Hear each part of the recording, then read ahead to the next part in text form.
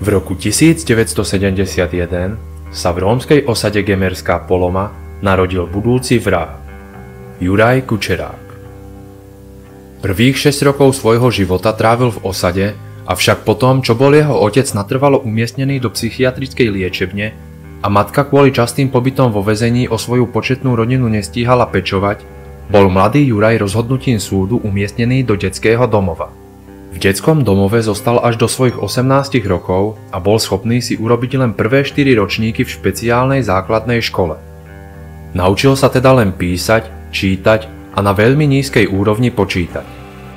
V detskom domove si Kučerák počas dlhých rokov nenašiel žiadnych priateľov a často stadiaľ utekal. Jediného priateľa, ktorého tam podľa vlastných slov mal, zrazil vlak. Počas dospievania Juraj vraždil zvieratá, najmä psov a mačky. Vo výpovediach, ktoré s ním boli spísané po jeho zadržaní, tvrdil, že zabil veľa zvierat. Vraj mu liezlo na nervy, keď psi štekali. Chválil sa, že psov zabíja tak, že ich udrie po hlave a potom zaškrtí a mačky roztočí a hodí o stenu. Povahové črty, ktoré sa neskôr prejavili, keď vykonával tie najhoršie skutky, mal teda v sebe zabudované už od detstva. Po opustení detského domova v svojich 18 rokoch sa Kučerák odsťahoval do Karvinej, kde žil v podnájme u svojho strýka. Tu sa snažil usadiť a nájsť si zamestnanie, ale z každej práce ho kvôli nepravidelnej dochádzke vyhodili. Juraj často pil alkohol a jeho osobnosť neskôr odborníci popísali týmito slovami: primitívny, agresívny, impulzívny, schopný rozmýšľať a plánovať maximálne niekoľko minút dopredu. A ako už čoskoro uvidíte, presne takýto bol. V roku 1991 sa dopustil prvého vážneho prečinu, keď so sekerou v ruke napadol svojho strýka, u ktorého býval. Konflikt sa mal odohrať, keď Kučerák pod vplyvom alkoholu vyžadoval od strýka sex a tento razantne odmietal. Útok sekerou našťastie skončil bez väčších zranení, no vtedy 20-ročného Juraja kvôli agresii a spôsobu útoku odsúdili na 2,5-ročnú podmienku za pokus o ťažké ublíženie na zdraví.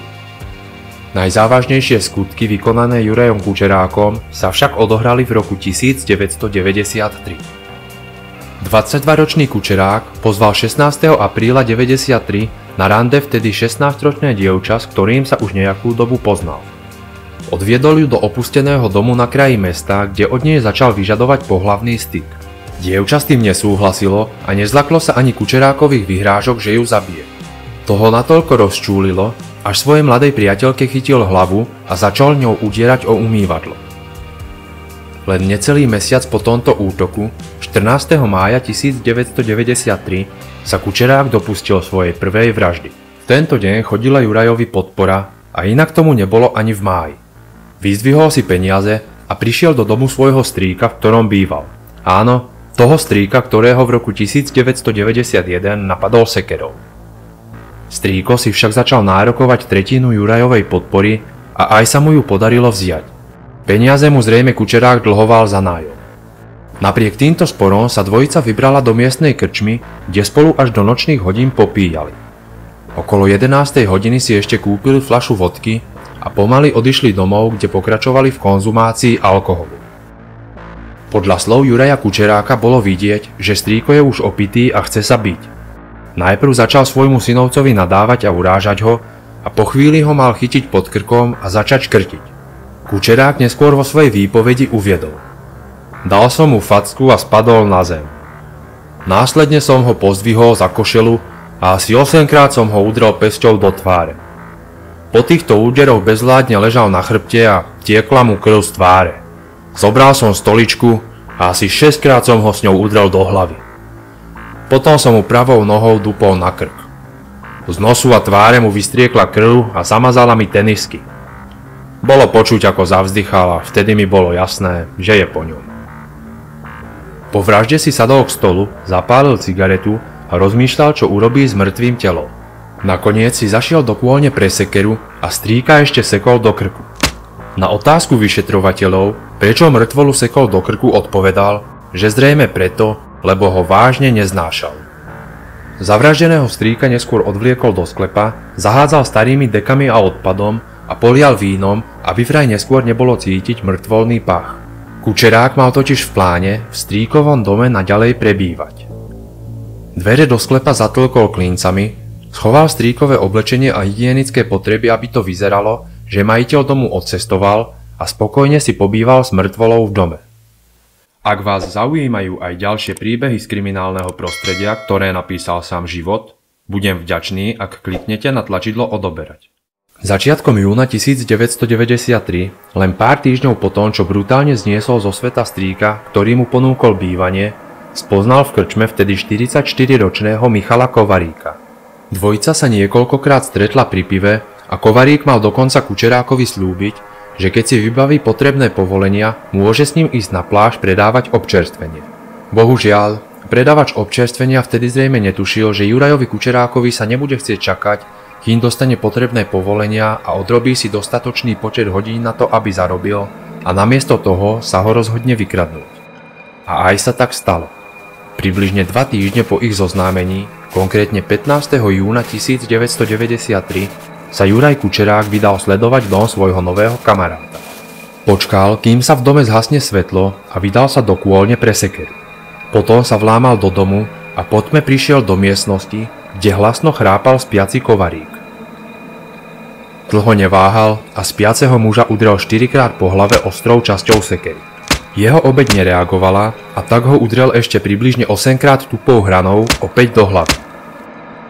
Absolútnu zbytočnosť tejto vraždy si Kučerák uvedomil krátko po čine, keď rozsvietil svetla a zistil, že peňaženka leží na stole. Vo svojej výpovedi neskôr uviedol, že keby videl peňaženku skôr, zobral by peniaze a obeť by nechal žiť. Lenže v dome sa pohyboval po tme a myslel si, že ho bude celý prehľadávať, tak uznal za vhodné najprv majiteľa zabiť, aby nebol nikým rušený. Susedia si nasledujúce dni všimli, že sa Michal Kovarík už niekoľko dní neukázal a do jeho domu na jeho bicykli jazdí mladý Róm a odváža stadiaľ plné tašky rôznych vecí. 28. júna jeden zo susedov, po tom, čo sa ulicou začal šíriť hnilobný zápach, vtrhol do domu, kde našiel rozkladajúcu obeť prikrytú dekami a vankúšmi.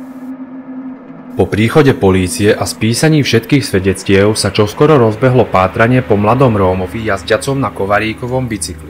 Po uverejnení pátrania v novinách sa kriminalistom prihlásil nový majiteľ bicykla, ktorý ho za 400 korún kúpil od muža, ktorého meno si zapísal z jeho občianskeho preukazu. To meno znelo Juraj Kučerák. Pre políciu sa jednalo o známu firmu a tak sa ho vydali hľadať do domu jeho strýka. Tam, takmer po 2 mesiacoch od vraždy, našli rozkladajúce sa telo Kučerákovej prvej obete. Dom ihneď začali sledovať a čakali, pokým sa hlavný podozrivý objaví. 10. júla 1993 sa mladý páchateľ 2 závažných zločinov objavil a bol okamžite zadržaný. Vo väzbe sa jeho správanie nezlepšilo, o čom svedčí množstvo disciplinárnych trestov, ktoré si vyslúžil. Jeden napríklad za to, že podpálil celu. Súd po 3 rokoch dokazovania a skúmania prišiel k záveru, že sa jedná o nadpriemerne agresívneho jedinca bez morálnych zábran a nie je možné vylúčiť, že sa v budúcnosti opäť nebude dopúšťať násilných trestných činov. 18. júla 1996 bol Jurajovi Kučerákovi udelený doživotný trest, ktorý si dodnes odpikáva vo väznici Mírov.